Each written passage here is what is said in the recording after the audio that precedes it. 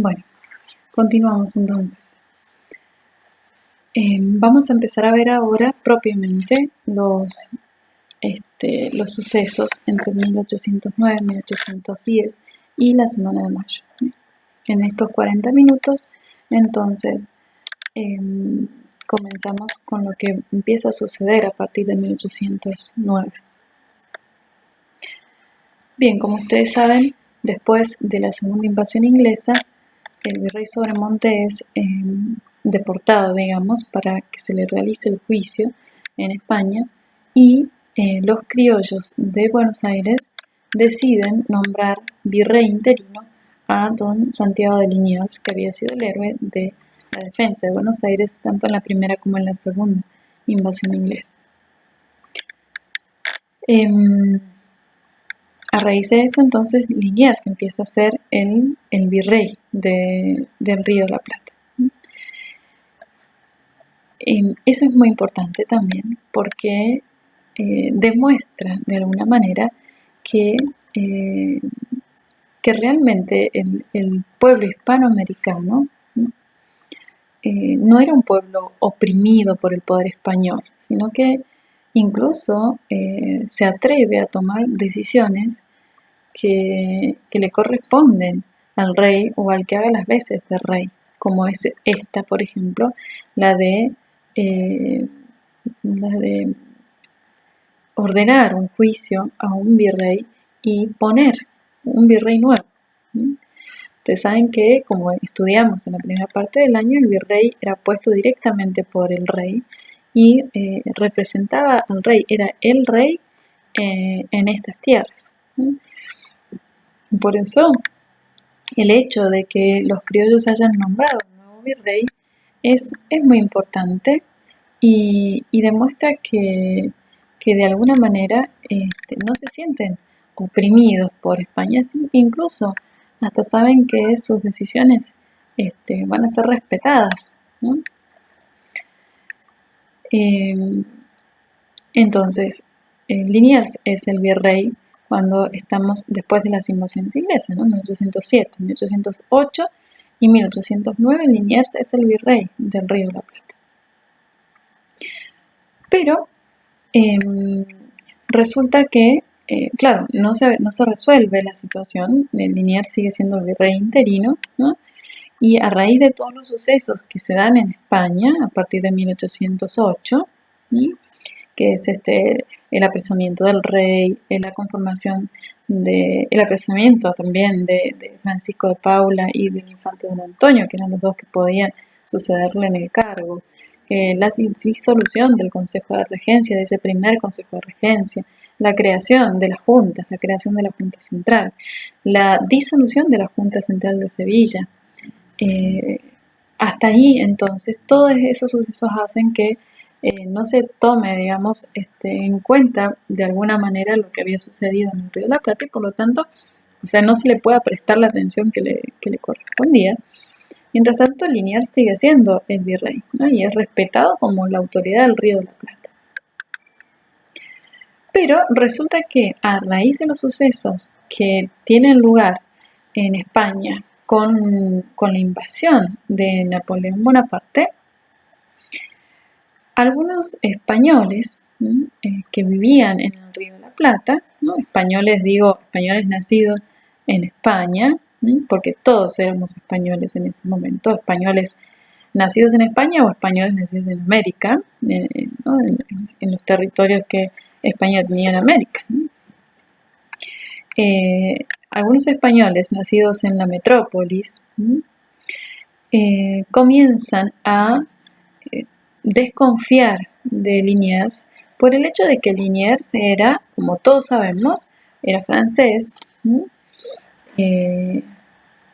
y bueno, entonces tenían la desconfianza de pensar que tal vez estaba, ¿no? en tratativas con Napoleón y que podía llegar, así como Napoleón había tomado toda España, que en cualquier momento podía llegar también a tomar el territorio de España en América, ¿no?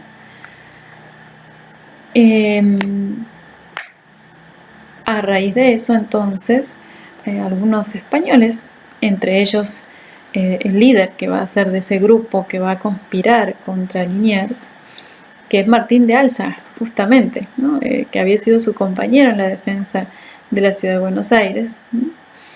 Álzaga era un español de ley, ¿no? Un patriota español, y teme, digamos, por su patria, aunque no tiene razones, o sea, no es razonable su desconfianza. Sin embargo, las noticias que llegan de España son realmente desesperanzadoras, ¿no? Y entonces generan una psicosis, digamos, y que la termina sufriendo don Santiago de Liniers, por ser francés. Liniers era francés, ciertamente, pero estaba al servicio de la corona española. Eso sucedía mucho, era muy común que los militares de otras nacionalidades se pusieran al servicio del rey de alguna otra nacionalidad, ¿no? Entraba en juego la nobleza, entraba en juego el juramento de fidelidad, ¿no? Que se respetaba, era muy respetado. En aquella época los hombres eran hombres de palabra, ¿no? Y Liniers había dado muestras de amor a la patria, ¿no? De hecho, arriesgó su vida por defender Buenos Aires, ¿no? Contra los ingleses, ¿no? Bien, no había razones. Sin embargo, don Martín de Álzaga organiza una conspiración que en los libros a veces se encuentra como la asonada de Álzaga, ¿no? La conspiración de Álzaga, que intenta destronar, digamos, entre comillas, ¿no? Sacar a don Santiago de Liniers de su puesto, ¿no? Y poner a otro, ¿no? ¿Quiénes lo acompañan a Álzaga? Entre la gente que lo acompaña está Mariano Moreno, ¿no? Mariano Moreno era del grupo de Álzaga, ¿no? Defensores de los derechos del rey, además, ¿no? Porque justamente conspiran contra Liniers porque piensan que Liniers está del lado de los franceses y no del lado de Fernando VII, ¿no? Cosa que es errónea, pero es lo que ellos piensan. Moreno, ¿no? que tantos lo presentan como el numen, ¿no? El primer inspirador de la libertad y de la lucha contra España. Moreno era realista, defensor de los derechos del rey, ¿no? Y por eso apoya a Martín de Álzaga en esta conspiración, está metido en esta conspiración. Otros que lo apoyan son los miembros del regimiento de la Estrella, que así se llamaba, ¿no? Dentro del cual se encontraban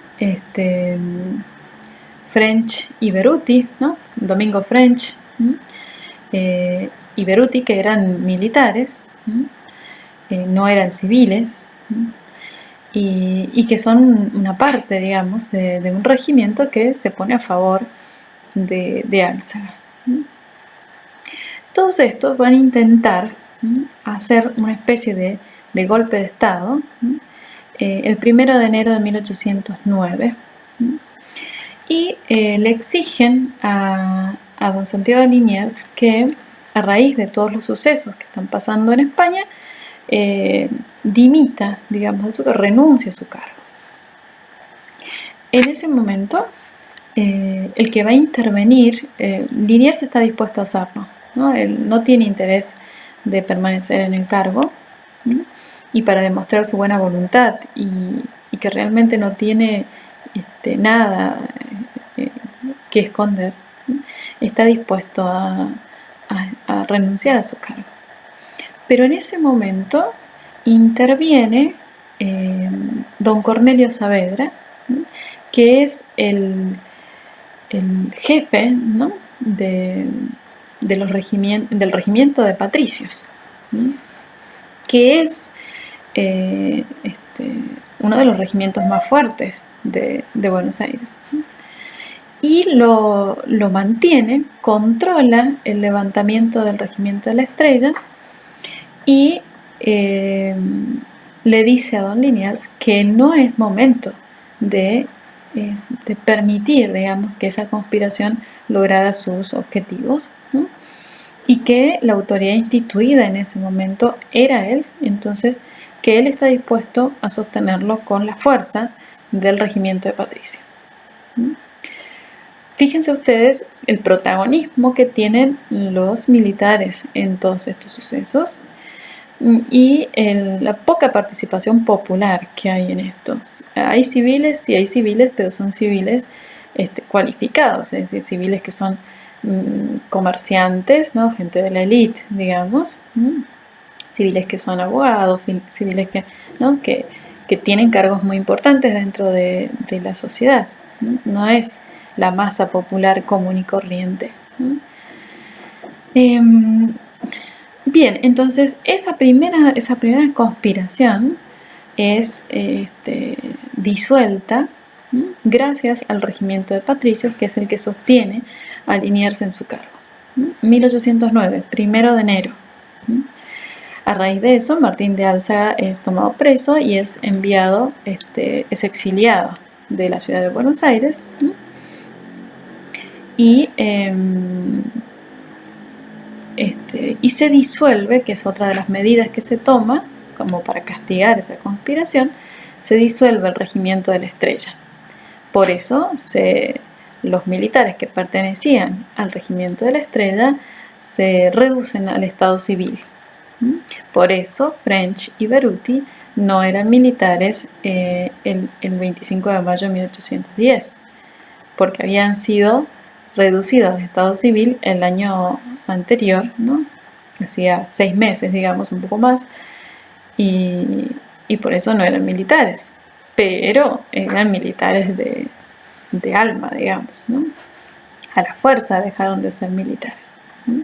Y de hecho, incluso una vez que se instala la primera junta, el 25 de mayo, una de las primeras cosas que se resuelve es restituir, ¿no?, el grado militar a los que habían sido destituidos el año anterior. Gracias a la influencia de Mariano Moreno, ¿no?, que logra ser introducido en la primera junta, ¿no?, como parte y como representante de estos grupos que habían sido fieles a Martín de Álzaga. Fíjense que la cosa es mucho más intrincada que lo que se suele leer en un manual de historia común y corriente.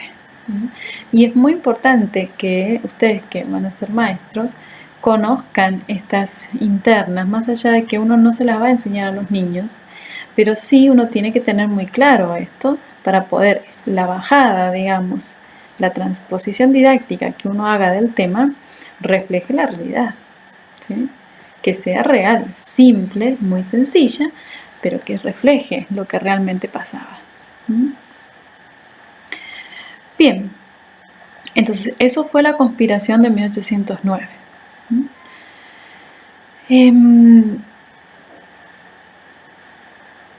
Mientras tanto, entonces Liniers va a permanecer durante todo el año 1809 como virrey. Y al año siguiente, recién, el Consejo de Regencia va a disponer la destitución, perdón, la Junta Central lo va a hacer, ¿no? La Junta Central es una de las disposiciones que toma, que es la destitución, o sea, poner, digamos, un nuevo virrey en el Río de la Plata, que va a ser Baltasar Hidalgo de Cisneros. Eso sucede en 1809, un mes después de que fue la conspiración de Álzaga. Eso fue un alivio para Liniers, ciertamente, porque él ya no quería permanecer en el cargo, aunque se había mantenido gracias a que Saavedra lo sostiene, ¿no?, y lo obliga a quedar. Pero Cisneros es enviado como nuevo virrey del Río de la Plata. Esa autoridad, la autoridad de Cisneros, es acatada en el Río de la Plata porque Liniers y los miembros del Cabildo habían jurado fidelidad a la Junta Central de Sevilla. Y de los últimos actos que hace la Junta Central sobre la América Hispana es corroborar, o sea, es disponer una autoridad nueva en el Río de la Plata. Por lo tanto, la autoridad de Cisneros es reconocida y acatada porque ya antes se había decidido acatar la autoridad de la Junta Central de Sevilla, que había sido acatada también como autoridad mientras el rey estaba preso en toda España. Pero resulta que para el mes de mayo las cosas van cambiando. O sea, ya para entonces Cisneros ya había sido virrey a lo largo de todo el año 1809 y hasta mayo sigue siendo el virrey. No hay ningún problema con Cisneros. O sea, el problema no es con el virrey, ¿no?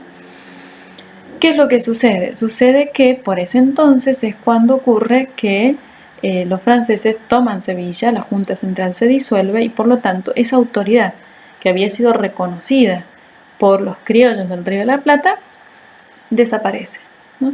Y la nueva autoridad va a ser el Consejo de Regencia, que es formado por los ingleses, ¿no?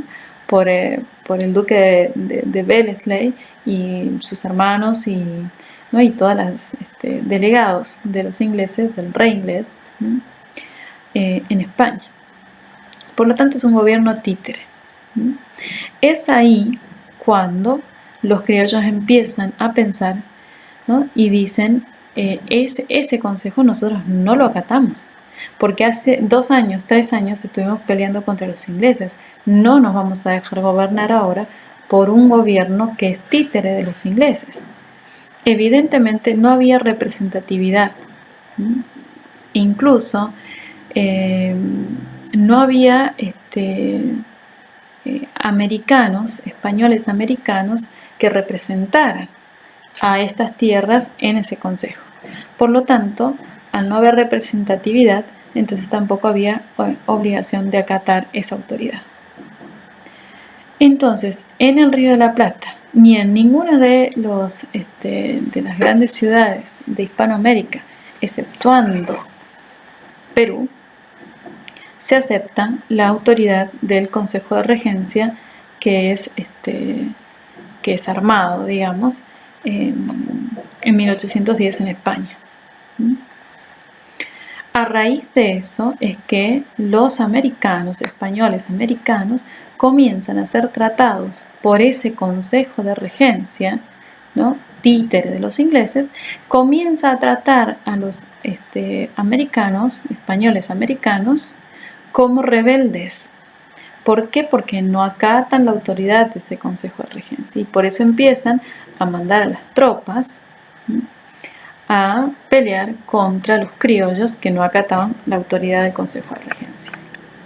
Y ojo, que los criollos americanos no es que no acatan la autoridad del rey, no acatan la autoridad de este Consejo de Regencia que no tiene nada que ver con el rey de España. Entonces, este Consejo de Regencia se dice fiel al rey, pero es mentira, porque es títere de Inglaterra. Y los nuestros, los criollos hispanoamericanos, se dicen fieles al rey y realmente lo son. Por eso es que se va a dar la paradoja que los ejércitos que vienen de España y los nuestros se van a pelear los dos con la misma bandera. ¿Sí? Nosotros teníamos la bandera del rey, la bandera roja del rey de España, y ellos también. ¿Por qué? Porque los dos somos realistas, los dos somos defensores del rey de España, ¿no? Nosotros realmente y ellos entre comillas. Bien, entonces esta es la situación que se empieza a conocer de modo más específico y más particular a partir del 14 de mayo. El 14 de mayo se conoce gracias a la llegada de un buque, ¿no? Un buque mercante inglés, ¿no? Una fragata en realidad es, ¿no? Una fragata Miss-Letoe, así se llama, que traía periódicos, ¿no? y noticias de lo que estaba pasando en Europa, ¿no? especialmente en España, ¿no? y con Napoleón, ¿no? Y esas noticias llegan primeramente a los oídos de Cisneros.